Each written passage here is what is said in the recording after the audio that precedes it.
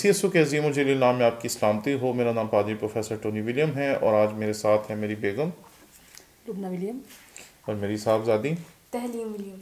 हम सब रोज़ों के अयाम में आपके साथ इबादत के लिए हाज़िर होते हैं और आज हम इबादत करने से पहले दुआ करेंगे और दुआ में हमारी रहनुमाई करेंगी तहलीम। खुदावंद तुझसे तो मांगते हैं आज के दिन के लिए, आज के मौका के लिए कि तूने हमें दिन दिया, हम सबको इकट्ठे होने के लिए तौफीक बख्शी कि हम सब इकट्ठे हो सके और हम सब तेरे रोज़ों के अयाम में शामिल हो सके। आज के दिन के लिए तेरा शुक्र करते हैं, सबके साथ होना, जिन जिन ने रोज़ा रखा है उन सबको रोज़ा रखने की तौफीक बख्शना, जिन्होंने नहीं रखा उनके साथ भी होना, सबके साथ होना। आमीन आमीन। मौसम के हिसाब से जो आजकल रोज़ों के अयाम हैं, हम गीत गाएंगे हथा पैरा च गिल, तो आप भी हमारे साथ ज़रूर शरीक हों। हथा पैरा च गिल ने ज़ेविने है दिल यसु प्यारे, हाय हाय तेरे दुख ने भारे, हथा पैरा विच किल ने ज़ेविने है दिल यसु प्यारे, हाय हाय तेरे दुख ने भारे। पेशी की थी पिलातुस आगे, झूठ ते झूठ मारने लगे, पेशी की थी पिलातुस आगे, झूठ ते झूठ मारने लगे।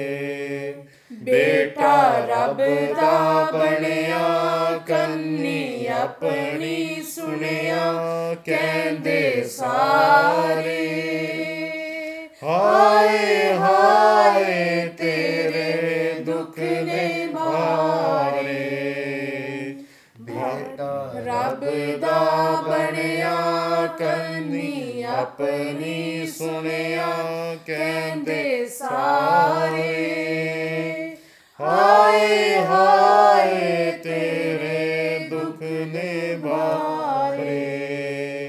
भारी सूली मोड़े ते चुकांदे, जालिम तरस जरा भी ना खांदे, भारी सूली मोड़े ते चुकांदे, जालिम तरस जरा भी ना खांदे, सूली चुक के जावण राह विच ठेडे खावण गम दे मारे, हाय हाय तेरे दुख ने भारे, सूली चुक के जावण राह विच ठेडे खावण गम दे मारे,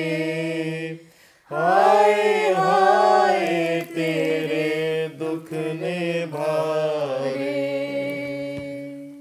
आए हम खुदावन के कलाम में से तलावत करें। मत्ती रसूल की मार्फत लिखा गया इंजीली बयान, उसका 6वां बाब, उसकी 16वीं 17वीं और 18वीं आयत। और जब तुम रोज़ा रखो तो रयाकारों की तरह अपनी सूरत उदास ना बनाओ, क्योंकि वो अपना मुंह बिगाड़ते हैं ताकि लोग उनको रोज़ादार जाने। मैं तुमसे सच कहता हूँ कि वो अपना अजर पा चुके।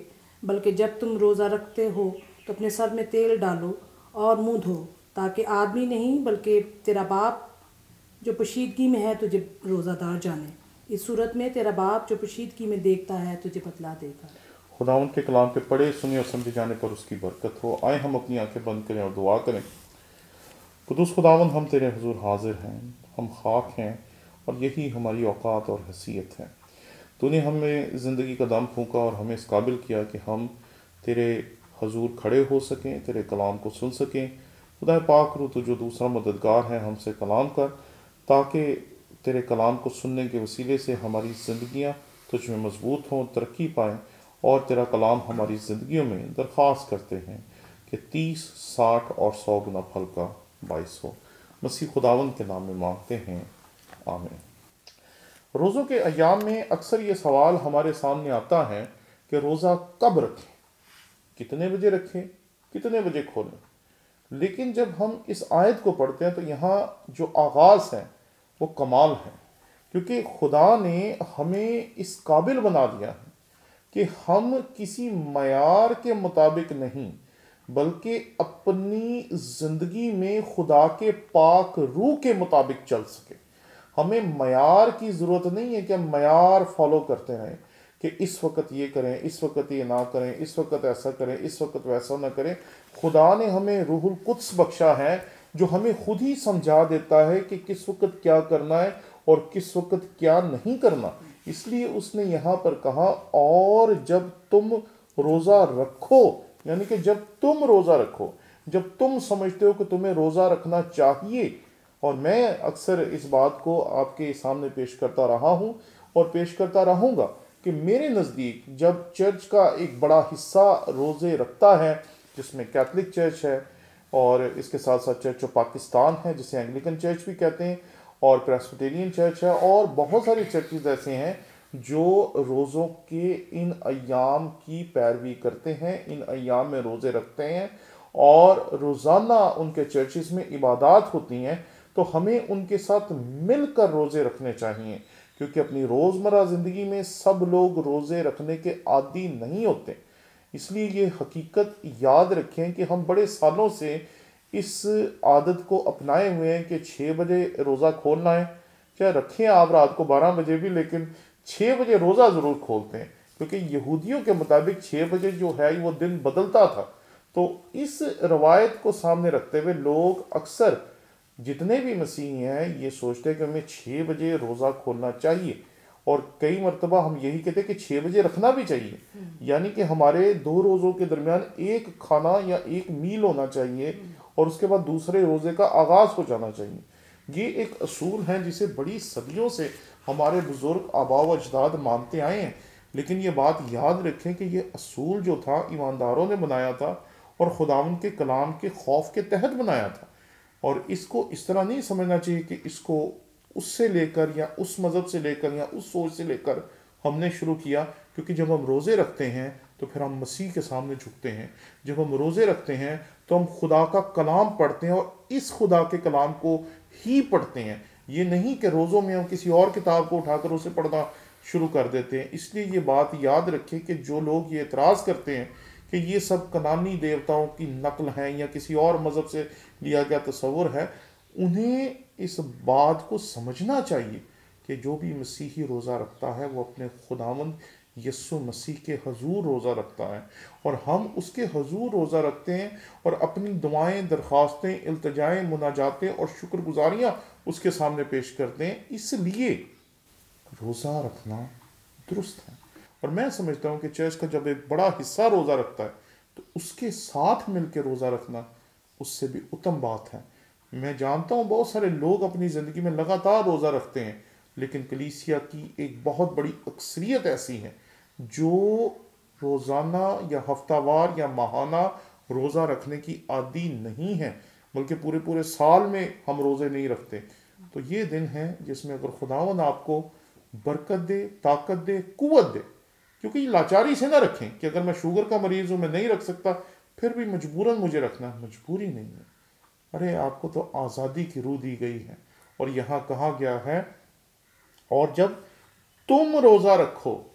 अगर आप रखना चाहते हैं तो रखें, लेकिन अगर आप नहीं रख सकते तो मजबूरी ना रखें। और दूसरी बात जो है कि हमें लोगों को बताने के लिए कुछ नहीं करना कि भाई मेरा तो रोज़ा है तो मैंने कोई काम नहीं करना, मेरा तो रोज़ा है मैं तो आज सारा दिन सोऊंगा, मेरा तो रोज़ा है किसी तरीके से मैंने वक्त गुजारना। ऐसा रवैया मसीहियत में काबिल कबूल नहीं है। बल्कि यहाँ देखें, यहाँ क्या लिखा है, और जब तुम रोज़ा रखो तो रियाकारों की तरह अपनी सूरत उदास ना बनाओ, क्योंकि वो अपना मुंह बिगाड़ते हैं ताकि लोग उनको रोज़ादार जाने। मैं तुमसे सच कहता हूँ कि वो अपना अजर पा चुके। जो लोगों के लिए रोज़े रखते हैं वो अपना अजर पा चुके हैं।